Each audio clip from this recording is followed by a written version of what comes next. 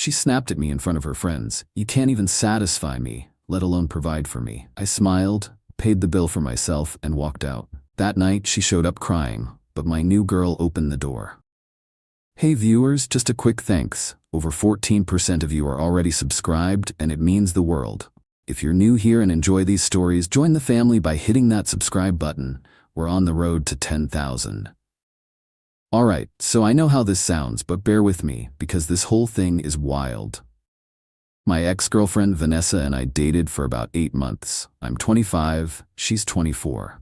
Things started good, but the last few months she'd been getting more and more demanding about money and making comments about my lifestyle. I work as a plumber and own my own business. Make really good money actually, but Vanessa always acted weird when people asked what I do. She works full-time as a manager at some upscale boutique downtown, so she's around fancy stuff all day. We live together in my house, which I own outright. Been living together for about 4 months. But lately, Vanessa's been making comments about upgrading to a bigger place or a better neighborhood. Everyone at work lives in those new downtown condos, Mike. They're so much nicer than this place. Babe, this house is paid off. Why would we move somewhere we'd have to pay rent? Because it's about more than just money. It's about lifestyle. The problems really got bad when she started hanging out with this group of girls from work. All of them dating guys with office jobs. Suddenly, Vanessa's acting embarrassed about being with a plumber. Why can't you get a normal job like everyone else? Vanessa, I own my own business. I make more than most people. It's not about money, it's about what people think. Should have ended it right there, but I thought she'd get over it. Last Friday, Vanessa texts me saying she wants to go to this new upscale restaurant downtown. The kind of place that charges $40 for a steak. I said sure, even though it's not really my scene. Great, I invited Ashley and Madison from work and their boyfriends. You'll finally get to meet them. Red flag, but I went along with it. Saturday night, we meet at the restaurant. Ashley and Madison show up with their guys who are exactly what you'd expect. Button-down shirts talking about their marketing jobs and investment portfolios. "This is my boyfriend Kevin," Ashley says. "He works in digital marketing." "And this is Brad," Madison adds. "He's in corporate finance." Then it's my turn. "This is my boyfriend Mike," Vanessa says without much enthusiasm. "He owns a maintenance company." Maintenance company, not plumbing business. Maintenance company. The whole dinner is awkward. Kevin and Brad keep talking about their careers and asking vague questions about what I do. Vanessa keeps steering the conversation away whenever they get specific. "Mike handles property maintenance for commercial buildings," she says when Brad asks directly. Which is sort of true, but makes it sound like I'm a janitor instead of a business owner. About halfway through dinner, Kevin starts talking about this vacation he's planning with Ashley. "We're looking at Bermuda for a long weekend. All-inclusive resort package." "That sounds incredible," Vanessa says. "Mike and I never do anything like that." I look at her confused. "We talked about taking a trip to Costa Rica. You said you wanted to wait until summer." "That's different. That's not like a real vacation." "What makes a vacation real?" "You know, like somewhere romantic, with nice resorts and good service." "Costa Rica has nice resorts. It's not the same thing, Mike." Ashley jumps in. "Kevin surprised me with the trip for our 6-month anniversary. It's so nice having someone who knows how to treat you right." The comment hangs in the air. I can see where this is going. "Must be nice," Vanessa says, looking directly at me. Madison decides to pile on. "Brad and I went to Napa last month. Wine country is so romantic. Much better than camping or whatever." "See, that's what I'm talking about," Vanessa says. "Some people know how to plan real dates." "Vanessa, we've been on plenty of nice dates." "Like what?" "That weekend at the lake house. The concert downtown. Dinner at Romano's last month." "Those aren't the same thing." "How are they not the same thing?" "Because they're not impressive. They're just normal." Kevin and Brad are watching this conversation like it's entertainment. Ashley and Madison are exchanging looks. "Vanessa, maybe we should talk about this at home." "No, let's talk about it now. I'm tired of pretending everything's fine. Pretending what's fine?" "Our relationship, Mike, our future." "What's wrong with our future?" "What future? You're content just running a little maintenance business forever." "It's not a little business, it's successful. Successful compared to what? Compared to most businesses. I do well. Define well. I'm getting irritated now. I make good money, Vanessa. You know this. How good? Good enough to own a house and support both of us. That's not what I asked. The table goes quiet. Everyone's staring at us. Vanessa, what do you want me to say? I want you to be honest about your limitations. What limitations? Your career limitations, Mike. Your ambition limitations. I don't have limitations. I have a successful business. Vanessa looks around the table at her friends, then back at me. Mike, you can't even satisfy me, let alone provide for me. The words hit like a slap. Ashley and Madison gasp. Kevin and Brad look uncomfortable, but also kind of interested. Vanessa, what the hell? It's true, Mike. You're not ambitious. You're not sophisticated. You're just comfortable being small time. Small time? Yes, small time. Look at Kevin and Brad. They have real careers. They understand what women want. And what do women want? Success, growth, someone who's going somewhere in life. I sit there for a second processing what just happened. My girlfriend of 8 months who lives in my house just told me I can't provide for her in front of people I've never met. Then I started laughing. What's so funny? Vanessa asks. You think Kevin and Brad are more successful than me? They have real careers, Mike. Kevin, you work in digital marketing, right? Yeah, why? What's your annual income if you don't mind me asking? Mike, don't, Vanessa warns. I make about $70,000, Kevin says. That's great. Brad, what about you? Around 85. Cool. So Vanessa, since you think I can't provide for you, want to know what I made last year? Mike, stop this. $160,000. The table goes dead silent. That's impossible, Madison says. Nope. Plumbing business is really good. Emergency calls, commercial contracts, new construction. I'm booked 6 months out. Ashley looks shocked. You make twice what Kevin makes. Yeah, but apparently that doesn't matter because it's not sophisticated enough. Vanessa's face is bright red. Money isn't everything, she mumbles. You literally just said I can't provide for you. Seems like money was pretty important 10 seconds ago. It's not about the money, it's about image. Image? Yes, image. What am I supposed to tell people when they ask what my boyfriend does? You tell them your boyfriend owns a successful plumbing company and makes 6 figures. It's not the same thing. You're right. It's better because it's real success, not just a fancy title. I signal the waiter over. Can I get the check, please? Mike, what are you doing? I'm paying for my dinner and leaving. You can't just leave. Watch me. The waiter brings the check.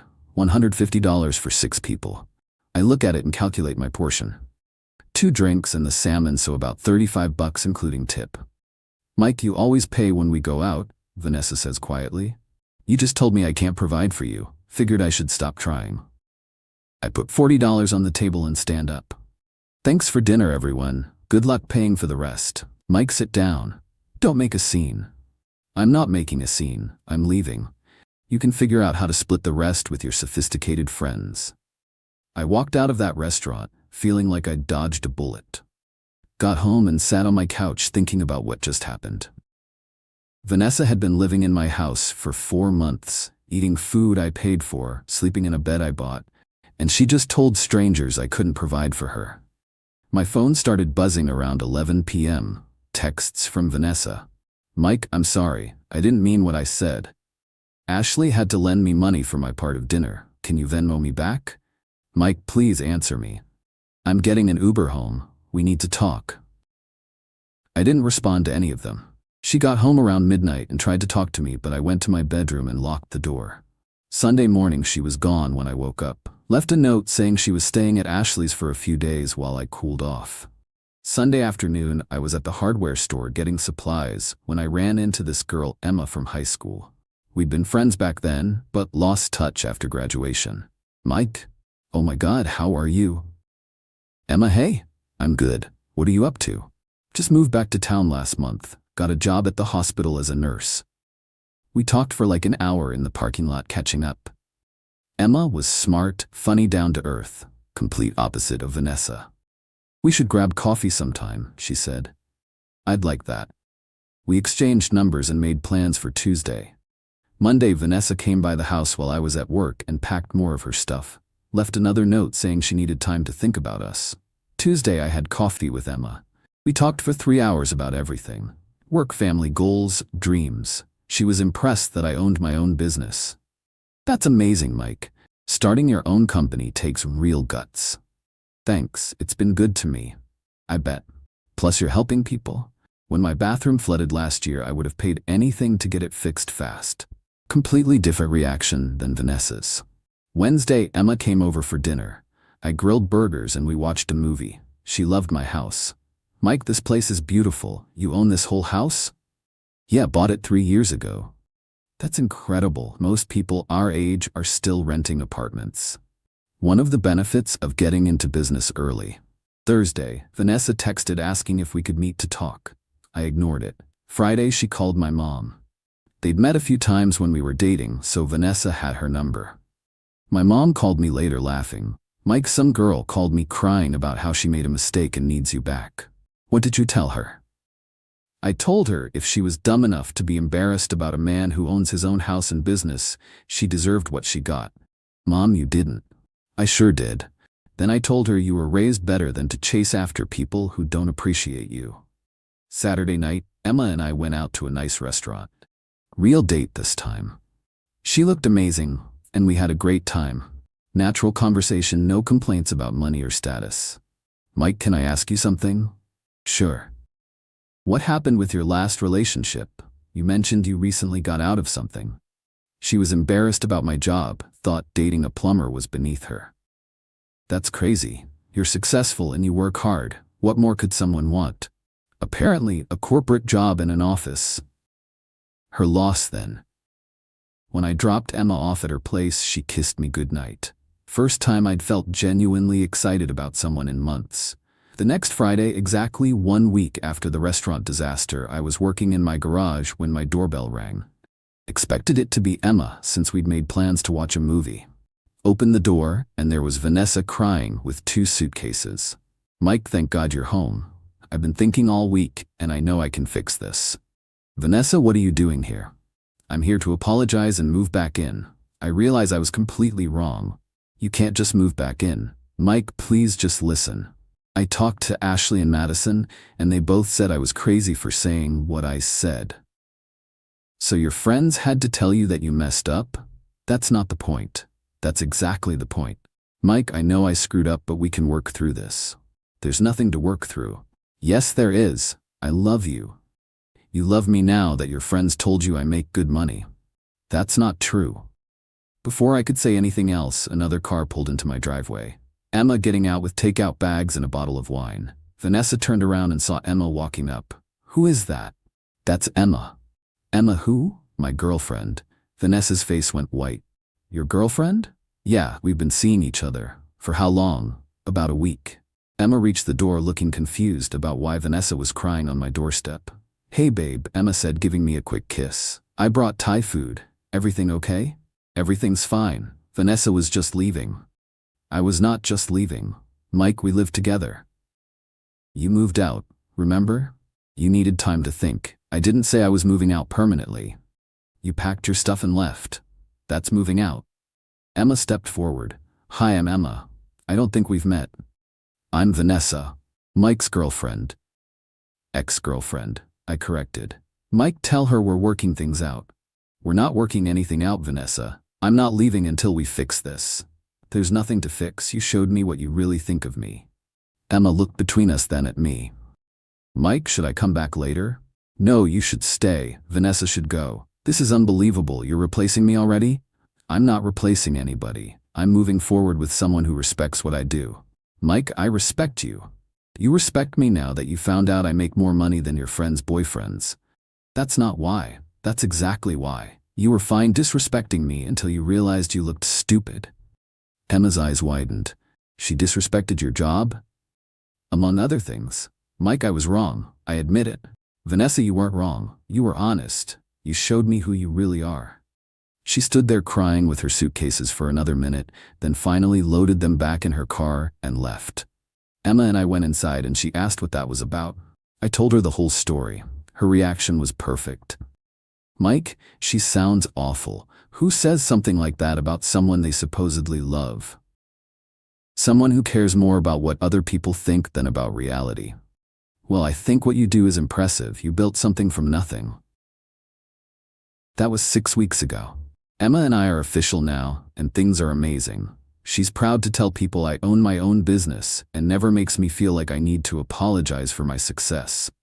Vanessa tried calling a few more times, but I blocked her number.